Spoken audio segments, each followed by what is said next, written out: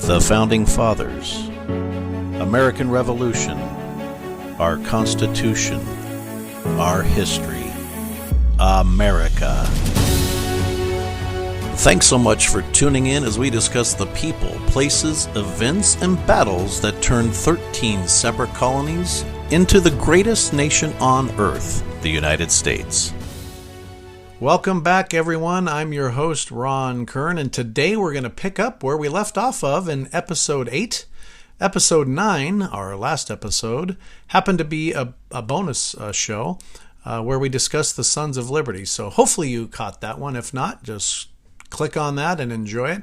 But right now we're back on track with the events and quasi-timeline of the American Revolution. There are several things and events and battles and acts that kind of overlap, but I do want to present everything in a somewhat chronological order. The bonus episodes are for special events or people or places or things that may fit in during the timeline that I'm currently at, or maybe sometime in the future. But that's kind of the skeletal makeup of the show. And we haven't reached the actual war, or for that matter, even the Boston Massacre, but it's important to understand the background and history and the events that led up to the Declaration of Independence and eventual fighting. There are, for those intrigued and interested in the Revolution as I am, there are so many places and people and events and things to consider and to dive deep in. It's just super exciting. Even after we reach the war's conclusion, many people feel that we fought, we won, somehow we beat the most powerful army in the world, and then everybody, all the colonies held hands and it was great. So opposite of that. So even after the war's conclusion, we're going to have a tremendous amount of really interesting things to talk about. The creation of America and the story of America is rather complex. And so if you don't know the background or the key events and the people involved, it would do an injustice to the cause and all of those behind the scenes that risked everything for the forming of our country. As we discussed a few shows back, I've started to put all of the links of interest right here on the show notes in lieu of our website, as that seemed to be what the majority wanted, and several people reached out and it made sense, so we switched. So for each show, for instance, this one's going to have links to some of the acts that I'll be talking about. And for each show, everything that I talk about will be right at the bottom of the show notes. So you can click and see the actual documents or read more. So it just makes sense. So if you're looking for links and reference material, it will all be contained within each episode. So with that said, don't forget our website, because it does still contain many amazing articles, information, and resources for you to scour. I've made some additional changes so the website is even more user-friendly, easy, clean, and informative as possible. And that's patriotpowerpodcast.com or ilovegeorgewashington.com. All right. With those housekeeping items out of the way, we left off last episode discussing the reaction to the many acts that England imposed and eventually repealed. One would have thought that continuing to impose these acts, which were nothing more than taxes and a way to show or impose power on the colonies, wasn't a good idea. You would have thought they may have figured that out, but nope, they kept creating act after act after act. At the time, it may have been standard business as usual, but today, looking back, it's almost embarrassing, and it makes England look quite desperate, which we eventually learn at the time they were. They were, in fact, the most powerful country. They were the most powerful army, but when it came to the colonies, that's kind of where everything started to shift for them. And so at any rate, I'm going to cover some of the most recognized acts in the Townshend Acts, which is a lot of different things, but we're going to cover the Quartering Act, the Townshend Act, and the Indemnity Act. I mean, just listening to these as I read them, it sounds like they're just coming up with anything and everything they could to impose on the colonies and see what would stick. In reality, I'm not sure that wasn't the case. Now, there were several more acts or taxes or showing control that were passed that we won't talk about. Just know and understand that England never, ever ran out of ways on how to tax the colonies and never ran out of ways to try and show authority over them, or at least try to. All right, so let's dive into the Quartering Act. What was the Quartering Act? The Quartering Act of 1765 was actually part of a larger law known as the Mutiny Act. So Parliament passed this act every year, and what it did is it reauthorized the existence of the British Army, and typically they used that opportunity to make changes to the soldiers' pay, disciplinary rules, or other military-specific matters. However, the 1765 Act addressed the issue of quartering in America, or places for them to live. So after consulting with colonial agents, which even included Benjamin Franklin and the governor of Massachusetts at the time, Thomas Pownall, a bill was crafted that required colonies to pay for adequate quarters of British soldiers.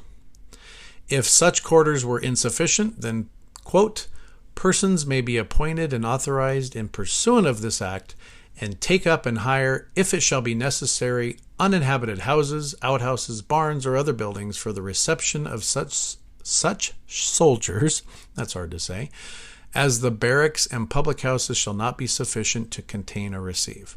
So many people think when they hear the Quartering Act, that meant that soldiers knocked on somebody's door and said, I'm going to stay inside your house.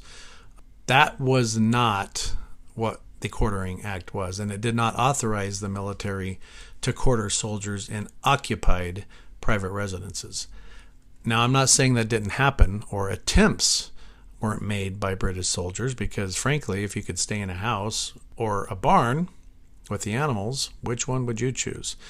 So there were instances of that, but the Quartering Act did not authorize staying in someone's home. So if you had a barn, a cellar, outbuildings, or the like, they could stay in those. If those were all full in a town, then business owners actually had to house them, with taverns and inns being the first ones to fill up. Gee, I wonder why. Well, both of those had alcohol and food, and that's probably why those were the first to fill up. The act forced colonies to provide the necessary quarters without charge, and regardless of whether or not colonial legislatures approved it or not. So colonies would be stuck with all the costs, the same as if they were being taxed. Colonial legislatures had approved authorizations like this before, which I think is why colonial agents thought, well, this bill will go through and be acceptable and not have a problem with it. Perhaps it would have been acceptable if this was an isolated deal, but combined with the Stamp Act, most colonists saw the Quartering Act as an attempt to dump costs on them without their consent. So why did the British soldiers even need a place to stay in the first place? Well, that takes us back to the Stamp Act. And in order to collect on the Stamp Act, which we covered in a previous episode, they needed a military presence to enforce it, and that created the need for space, as they all needed a place to live. In reading the Quartering Act, it's crazy if you read it. It's so pervasive, and I will have a link in the show notes so you can do that. It removes any authority of the colonies that they had, any of the legislatures, the justice of the peace, or any other authority held by the colony. It was pretty much gone. And not only were you required to provide a place for them to live, you also had to feed them, provide drink, and in some cases, even do their laundry. The act did not leave any small detail out, such as, quote, officers and soldiers shall be received and furnished with diet and small beer, cider, or rum mixed with water.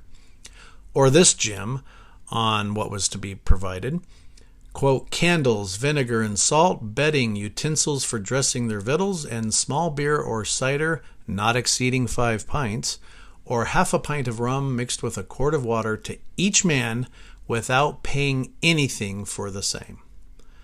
So wouldn't that be a crazy time to live in? You know, you're sitting in your home and all of a sudden you're required to feed and quarter soldiers at your own cost. And as you may have guessed it, they acted and responded like you probably would. It didn't really go over very well. And to them, the colonists, it felt very unfair and exceptionally irritating. This, of all things, really, really irritated the colonists. Canva presents the killer of productivity.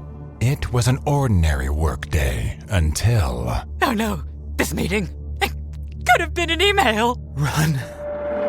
Canva had a creative solve.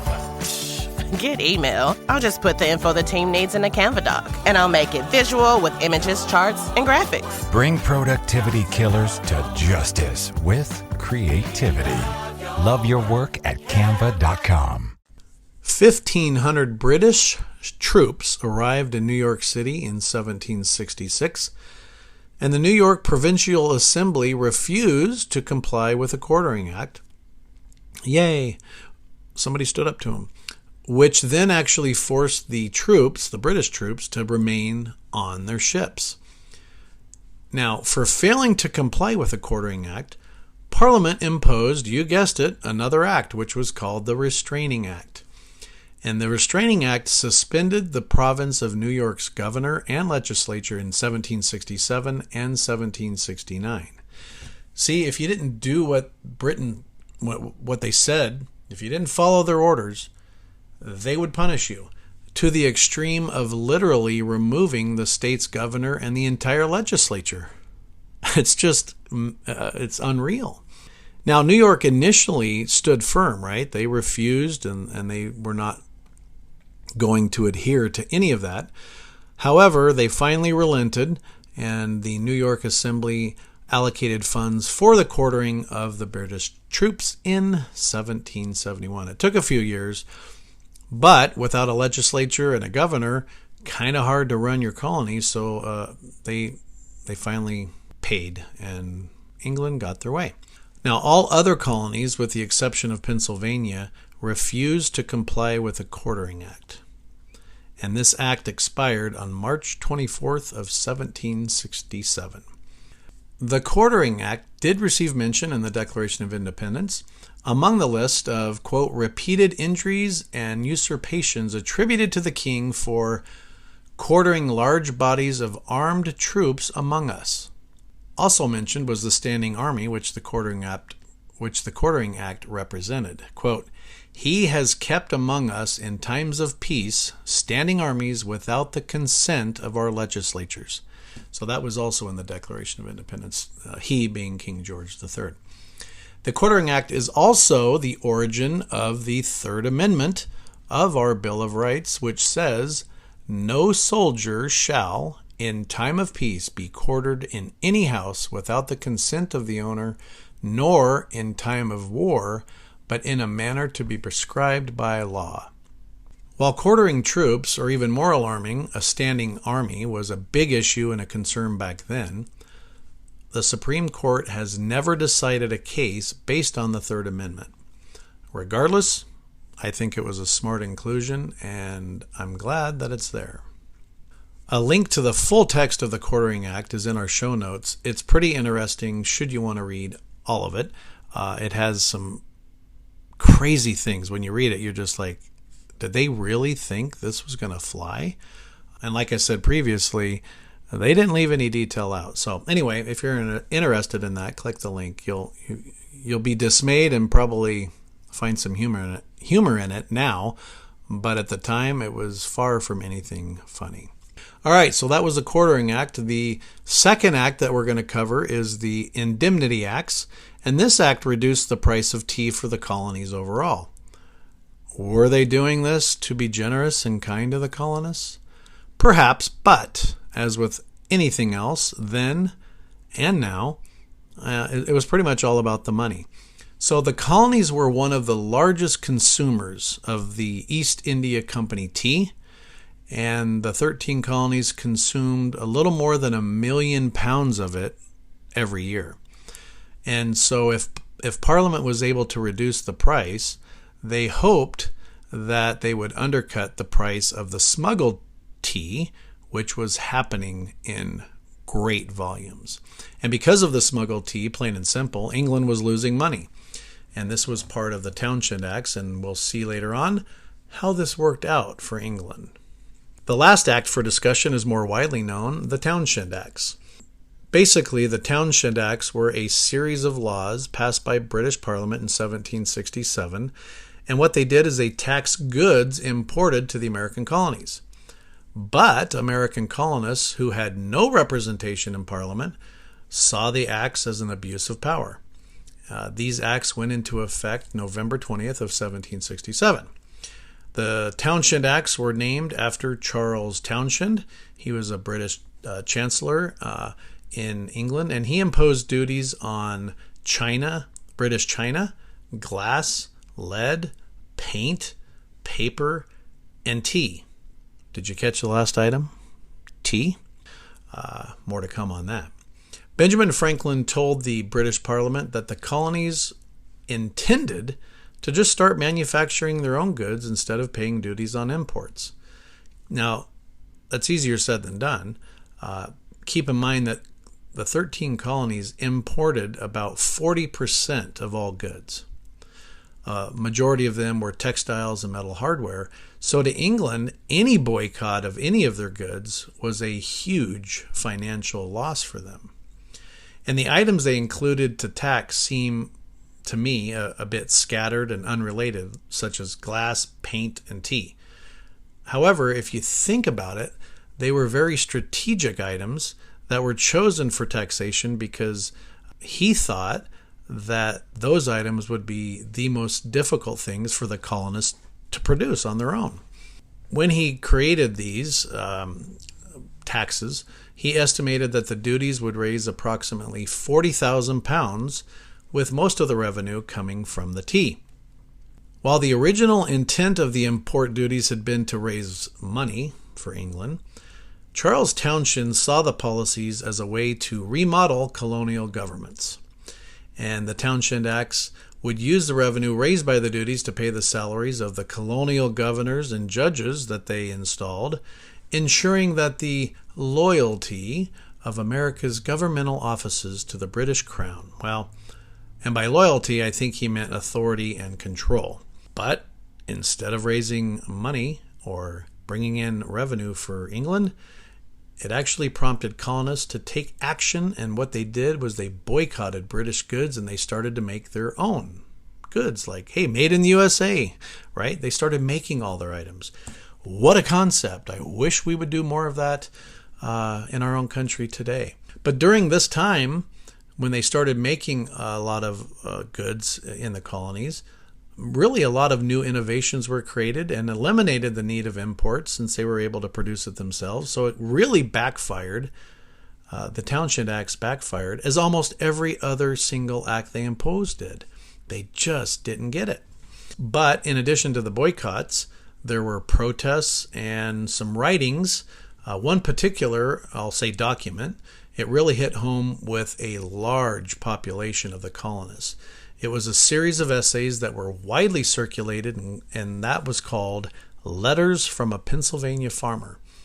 And they were written by John Dickinson, who was a lawyer and a member of the Pennsylvania legislature. He's considered, many consider him one of the founding fathers. And what these essays did, I believe there was 12 of them, and he would have one published, and then it would be circulated throughout the colonies via the newspapers. Then the next week or publication, he would have episode 2, or series 3, series 4. Anyway, I believe there's 12. But what it did is it very obviously pointed out how many people felt. And at that point, it wasn't very common for somebody to write something like that. And I think it really inspired people both in the city and even not in the city to really start to think like this is not quite right.